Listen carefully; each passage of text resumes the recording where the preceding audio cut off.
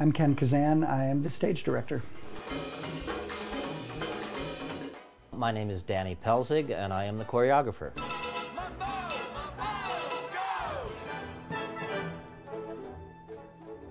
My background is that I was in college at Columbia University studying cellular biology, and I took a dance class as a gym requirement and decided to become a dancer. My background in theater was that I started as a child performer, and I went ahead and studied theater through college at Syracuse University, go Orangemen, and ended up going to New York and doing pretty much what everybody does, working 3 or 4 jobs and studying dance and acting. The stage show is quite different from the movie structurally, and so doing the stage show also involves quite a great deal of problem solving. How to make it feel more relevant, how to make it feel not dated, and certainly in many productions, sharks and jets are color coded, you know, and it's standard stagecraft, you know, to color code, you know, Team A and Team B, so that the audience has a very clear idea of who the antagonists are. The approach that I wanted to take with it was not to, I particularly wanted it not to feel like a museum piece.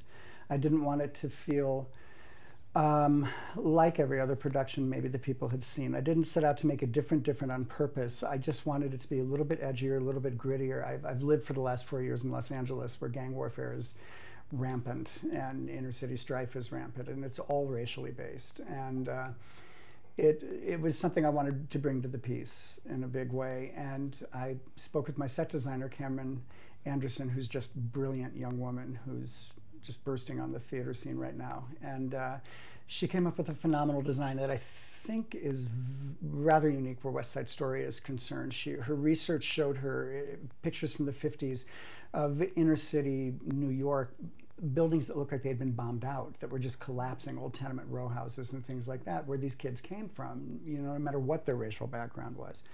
And you can understand the sense of emptiness and the sense of living in a giant ghetto that was just collapsing around them and desperately trying to get out of that and look for a better life and everything, and working the system until there was nothing left to work, which speaks to Officer Krupke, the number in the show, a lot. So that was the conceptual approach we took, and out of that came this set that is fragmented pieces of buildings that all pull out and create the different sets and looks for the piece.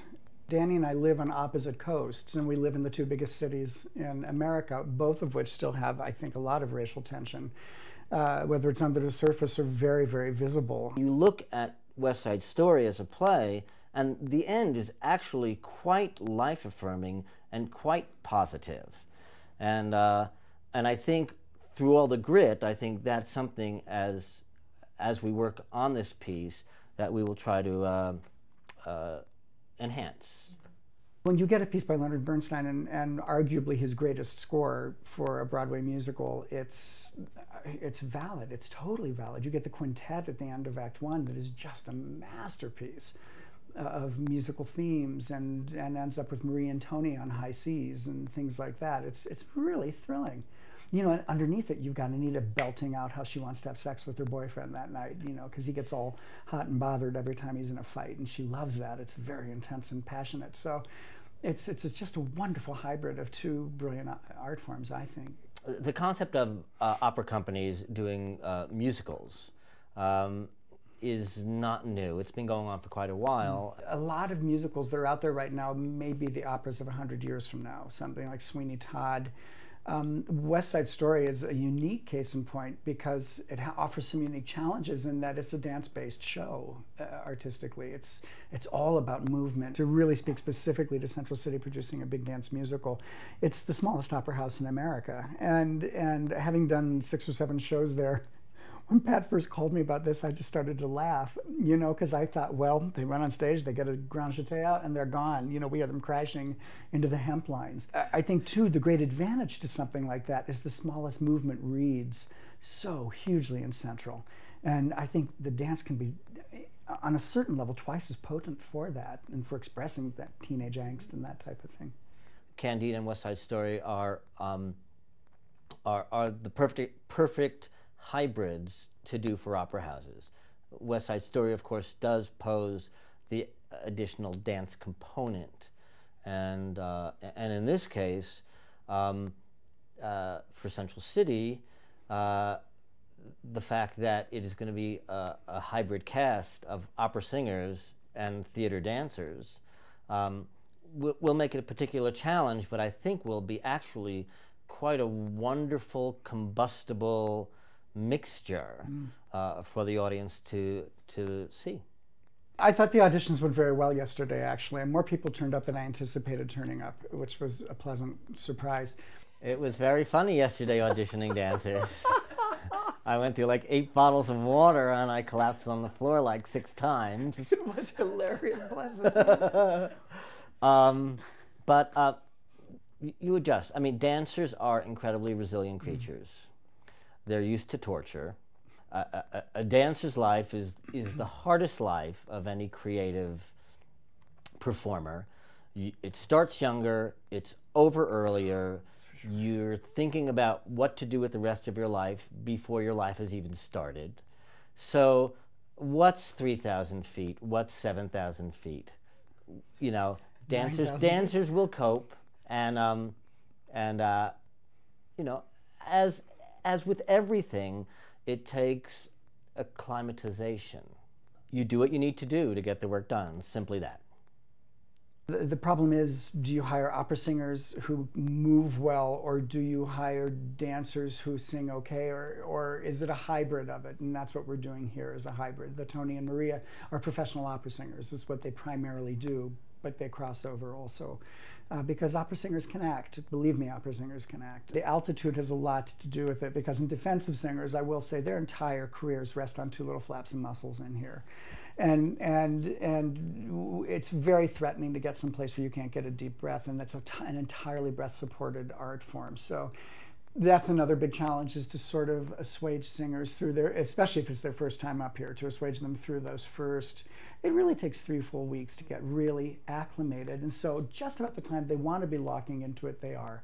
One of the things I love about working with Danny is he doesn't take your standard beautiful, sylph-like, long-lined dancer necessarily. He looks for personality and energy and a certain spark, a certain divine fire, in a sense. That's someone Danny will go for, I find, often, as opposed to the greatest dancer in the room, who maybe has no personality but a great line, you know? And especially in a piece like West Side Story, you've got to have that, because that's what the piece is about. Ultimately, every piece is about characters and relationships. The wonderful dramatic tension created by that. In this piece, it's through the dance, but there have to be personalities underneath it. So for that, the auditions yesterday went well, and we know we're going to cast some people from here, but we are going to be moving on to cast Anita, Riff, and Bernardo, and even some of the larger Jets and Sharks roles.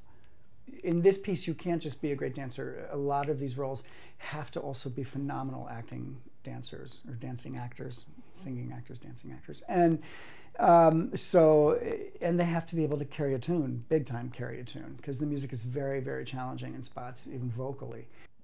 To see this bunch of kids in there working their butts off, learning to the best of their ability, and I try to be nurturing and supportive, try to get the best out of them.